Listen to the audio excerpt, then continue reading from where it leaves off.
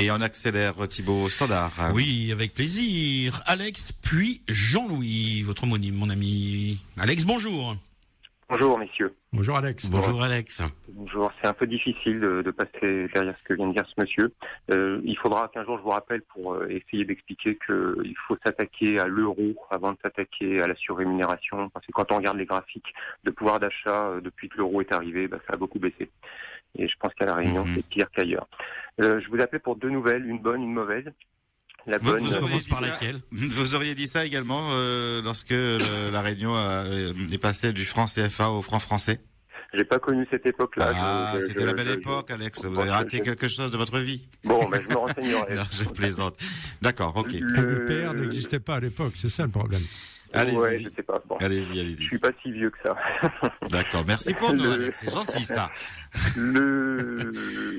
La bonne nouvelle, c'est qu'hier, je vous avais parlé, c'était l'été aux Pays-Bas, donc le référendum contre les accords entre l'Union européenne et l'Ukraine a donné 61% de contre, avec une participation pas géniale, mais suffisante pour valider le scrutin. 32% de participation, c'est toujours mieux que ce qui se fait parfois dans notre Assemblée nationale. Donc on verra ce que donne cette suite. Il n'y a pas de caractère d'obligation, mais le gouvernement néerlandais va devoir tenir compte de ce résultat, et c'est un épiphénomène parmi d'autres qui se passe en Europe en ce moment. Il y a un sondage qui est sorti la semaine dernière qui concerne la France, qui concerne un petit pays dont la France, et en France, il s'avérerait que seulement 26%, donc un quart des Français, trouvent qu'il y a plus d'avantages que d'inconvénients à ce que notre pays appartienne à l'Union européenne. Et vous en avez 40% qui trouvent qu'il y a plus d'inconvénients que d'avantages, et puis une trentaine de pourcents qui sont neutres. Voilà, ou qui sont neutres. Donc ça, c'était la bonne nouvelle. Et puis la mauvaise nouvelle, c'est cette fameuse loi Urvoas qui est passée avant-hier soir, qui est passée sans trop de difficultés, avec une large majorité socialiste, une large abstention de l'UMP et quelques résistants qui ont quand même voté contre. Alors je voulais...